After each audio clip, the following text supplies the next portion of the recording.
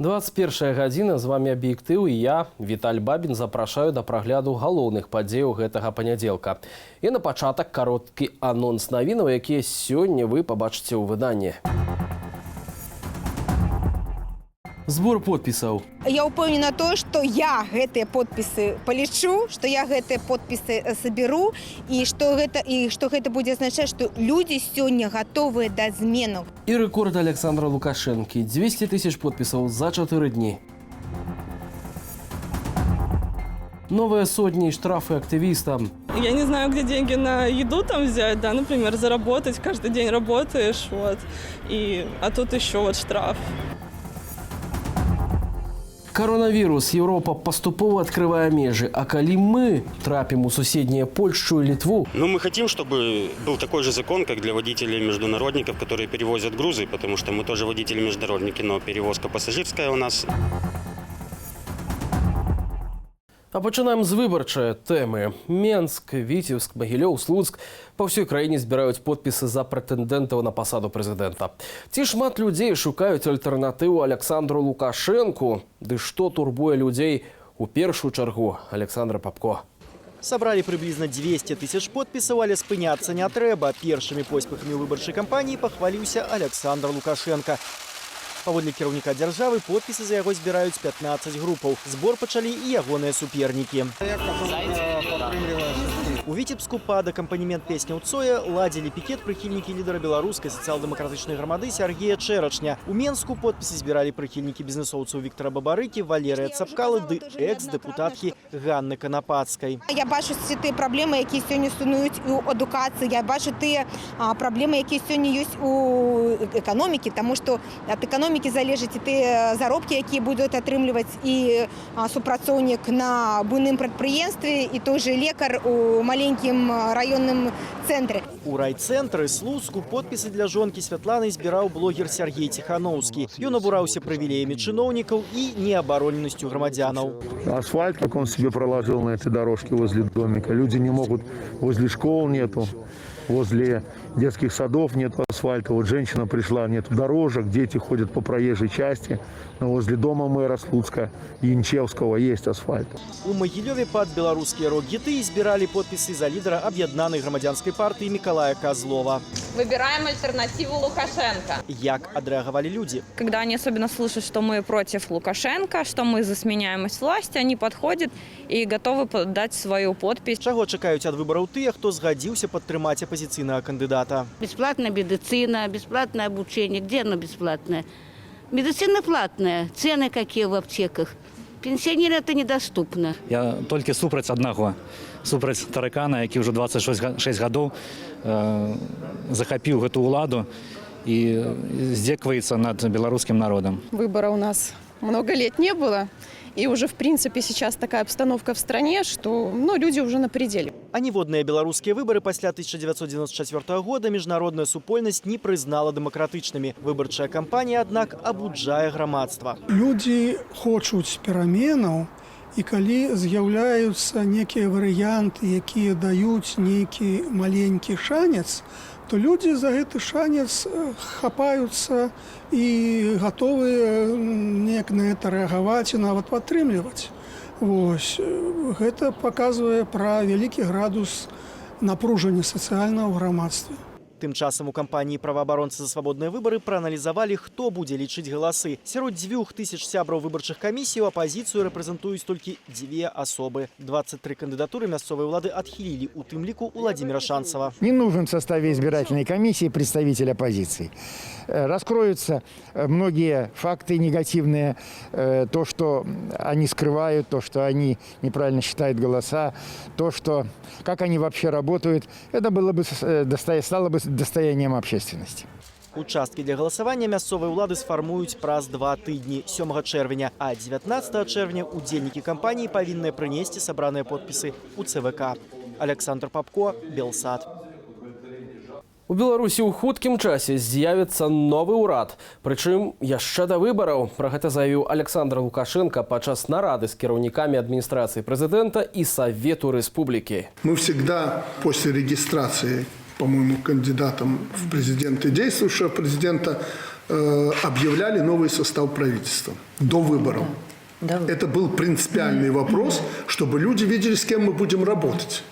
А не то, что выборы прошли, за тебя проголосовали, а ты там родственников, любимых, родных и прочих понапихал в это правительство, а это главный исполнительный орган наш основной. Цяперашні прэм'ер Сергей Рума стаў кіраўніком ураду ў жніўні 2018-го, а выбары былі ў 2015. Праз тыдзень пасля прэзідэнцкіх выбараў 2010 года прызначылі прэм'ерам Михаила Мясніковіча, Сергей Сідорскі пасля выбараў 2006-го і Андрей Кабякоў пасля выбараў 2015-го на сваіх пасадах прэм'ераў не змяняліся. Апошні арыштаваны журналіст на свабодзе. Разам з тым за краты трапляюць новыя актывісты, што прыходзілі на сустрэчу з блогерам Сергеем Тихановскім. Чарговы дзень судовых распраў над няўгоднымі уладам у аглядзе Валерыя Руселіка. Нарэшце на волі. Сёння з магілёўскага ізалятару пасля 10-дзённага арышту выйшаў мясцовы журналіст і праваабаронца Александр Буракоў-малодшы. Асуджаны нібыта за ўдзел у сустрэчы з блогерам Сергеем Тихановскім, якая адбылася яшчэ 6 траўня, якраз пад стенамі ізалятару. Увесь тэрмін зняволення ён правёў у адзіночнай камеры. Гэта мэтанакіраваная акцыя супраць у прыватнасці праваабаронцаў журналістаў, якія загуляліся ў ліберальнасць дэмакратыю. І гэта такі добры такі шчалчок напярэдадні выбарчай кампаніі, якая ўжо ў прынцыпе пачалася. А ў Віцебску пасля 4-дзённага арышту паводле аналагічнага абвінавачвання на волю выйшаў мясцовы жыхар Александр Мацяюк. Усё абвінавачванне базавалася на міліцэйскіх здымках, на якіх відаць, як Мацяюк папросту сядзіць на лаўцы. Я не понимаю, что они творят и зачем. То ли боятся, то ли это вообще уже просто им плевать. Но это их дело. То есть каждый ответит за свои поступки. Я знаю, что я ничего плохого не сделал. То есть мне все, что я делал, разрешает 33, 34, 35, да даже 36 статья Конституции. Конституция имеет верховенство. Почему это не учитывается? Ни судьей, ничем. Она просто зачитала их как судилище. Зрэшты, судовы канвеер у Віцебску сёння не адпачываў. 675 рублёў штрафу за ўдзел у сустрэчы з Тихановскім суддзя Юрый Урбан даў мясцовай жыхарцы Дар'і Юрчанцы. 18 траўня маладая жанчына ўжо была арыштаваная за акцыю кармлення галубоў. Тады суддзя Алена Цыганкова таксама дала абвінавачанай штраф 540 рублёў. Это большая сумма для наших реалий. В принципе, 540 рублей сразу не заплатишь, тем более если никто не помогает, а как нам жить, вот. Я не знаю, где деньги на еду там взять, да, например, заработать, каждый день работаешь, вот, а тут еще штраф. За все заплати, еще штраф заплати. 10 сотняў арышту атрымаў віцебскі актывіст Алексей Прохараў за ўдзел у акцыі кармлення галубоў 3 траўня. Таксама праваабаронцам стала вядома, што яшчэ 20 траўня ў Менску на 8 сотняў арышту быў асуджаны актывіст народнай грамады Сергей Спарыш, затрыманы 19 траўня ў Верхоўным судзе, дзе адбывалася абскарджванне нерэгістрацыі кандыдатаў пратэсту. Тады ж затрыманага Дмітрия Місюка пакаралі штрафам 405 рублёў за непадпарадкаванне міліцыі. Валер Руселік, Белсат. Коронавірус нікуды не дзеўся, а Лукашенко зноў супакойвае беларусаў. Статыстыка аб COVID-19 у Беларусі стабільная, як і шмат якія іншыя лічбы ў выступах кіраўніка краіны. Галоўнае не расслабляцца і рыхтавацца. Да чаго? Ведае Вольга Старасціна. Кіраўнік краіны знайшоў новыя словы, каб чарговы раз выказаць старую думку пра сітуацыю з каронавірусам. Відаць, вірус усё ж такі аслабеў ужо. Вірулентнасць яго ўжо не тая. Калі, я часта пра гэта кажу апошні месяц, і далей так пойдзе, то будзем лічыць, што мы справіліся з Божай дапамогай з гэтым захворваннем.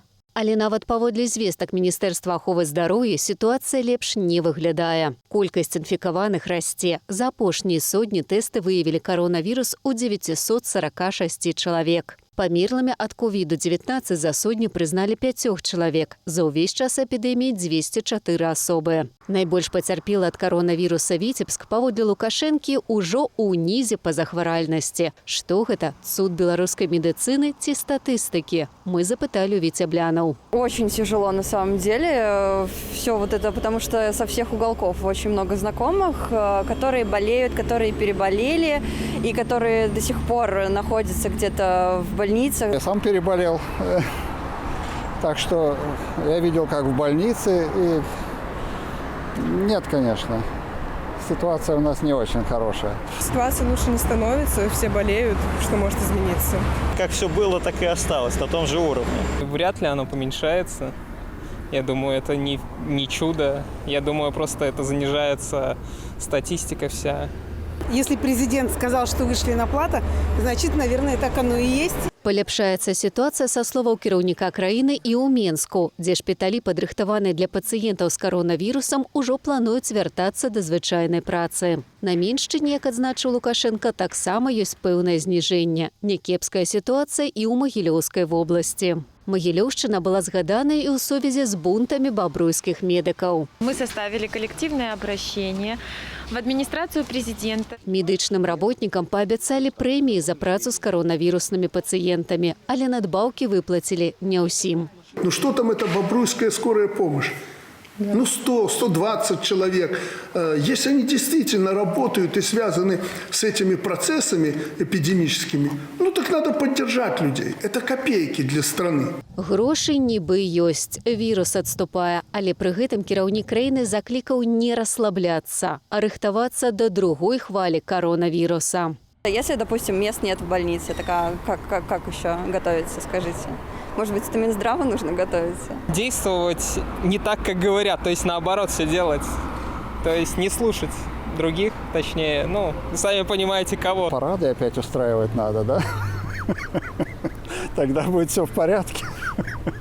Нечакана было разам з сённяшнімі аптымістычнымі заявамі Лукашэнкі пачуць прызнанне, што цяпер самы складаны час за ўвесь прэзідэнцкі перыяд. Вольга Старасціна, Белсат. Не прайшло і тыдня. Усяго праз 3 дні пасля адкрыцця берасцейскі аўтавакзал прыпыніў аўтобуснае злучэнне з Польшчай. Адмену ўсіх міжнародных рэйсаў патлумачылі распаўсюдам у свеце коронавируса і закрыццём суседнімі краінамі межаў з Беларуссю. Согласно постановлению этого Совета министров, нас после прибытия из Польши предлагают нам находиться на самоизоляции. Карантин 14 дней. Мы хотим, чтобы для нас был такой же закон, как для водителей-международников, которые перевозят грузы, потому что мы тоже водители-международники, но перевозка пассажирская у нас, а людей достаточно много хотят переехать из Республики Беларусь в Польшу для работы, студенты.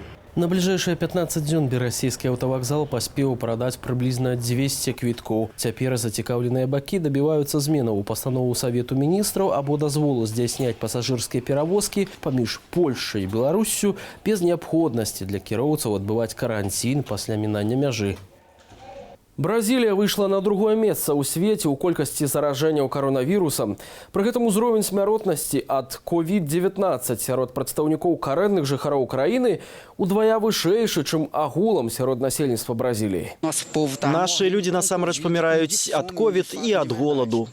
Белы дом забараніў уезд у Злучаныя Штаты замежнікам, калі яны перад гэтым наведвалі Бразілію. США застаюцца сусветным лідарам паводле заражэння. Нягледзячы на тое, што колькасць зарэгістраваных выпадкаў інфікавання коронавірусам у свеце набліжаецца да 5,5 мільёнаў, шэраг краінаў збіраюцца змякчыць карантинныя захады.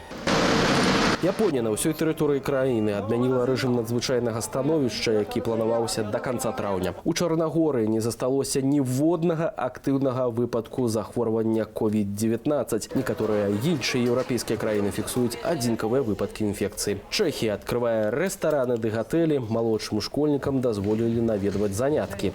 Насіць маскі на вуліцах ужо не абавязкова пры умове захавання сацыяльнай дыстанцыі. У Італіі адкрываюцца спартовыя цэнтры і басейны. краіны з 3 чэрвеня дазволяць перамяшчацца паміж рэгіёнамі, а сярэдзіны месяца адчыняцца кінатэатры. У Мадрыдзе і Барселоне адкрываюць вулічныя тэрасы бараў і рэстаранаў. У іншых рэгіёнах краіны рэжым яшчэ вальнейшы. Сёння адкрылася мяжа паміж Угоршчынаю ды Сербіяй. Чакаецца, што да сярэдзіны чэрвеня адкрыюцца ўнутраныя межы паміж большасцю краінаў шэнгенскай зоны.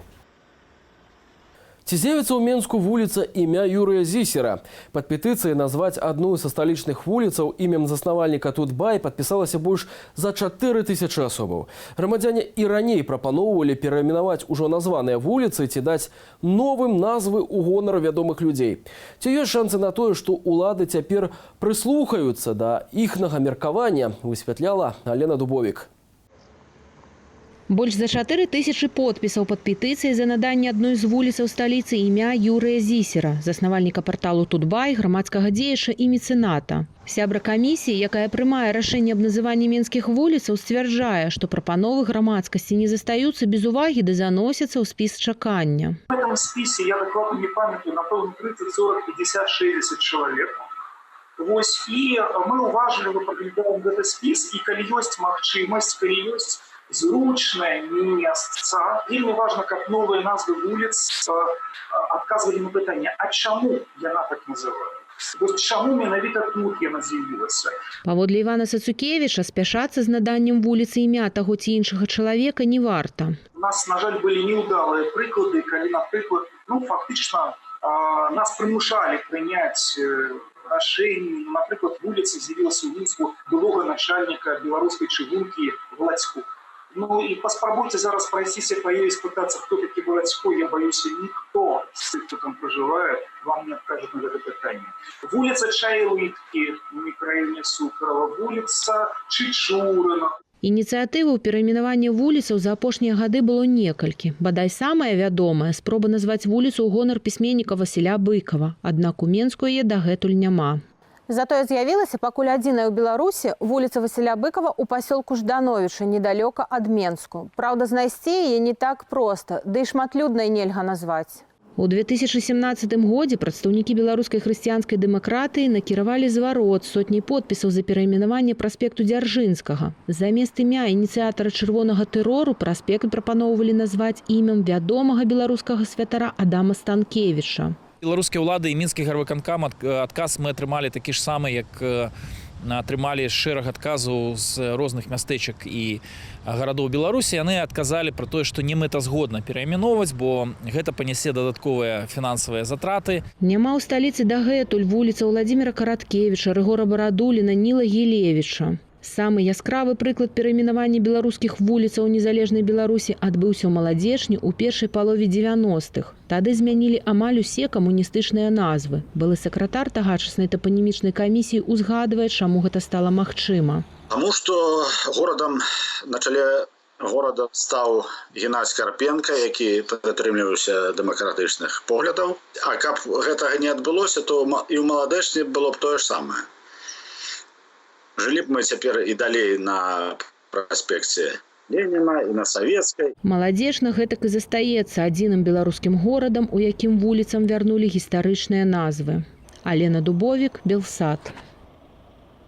Пакуль застаемся ў дома ў самаізаляцыі, у краму па харчы выпраўляем робота. Пандэмія каронавіруса прымусіла індыйскага інжынера стварыць сабе памочніка, якім кіруе пры дапамозе інтэрнэту. А ў паўднёвай Карэі робат-барыста можа прыгатаваць ажно 60 розных відаў кавы і данесці замову да століка. Без каментара.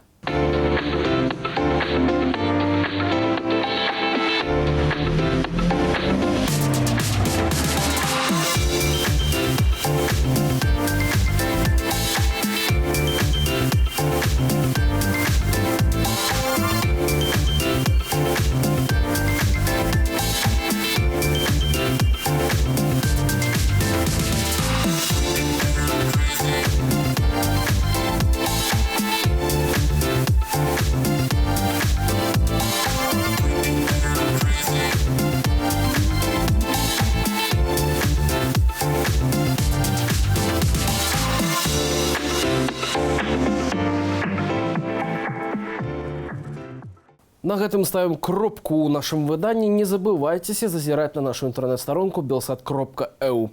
Наперадзе прагноз надвор'я на заўтра, а таксама футбольны агляд ад маіх калегаў. Я ж з вами развітваюся. До наступных эфіраў.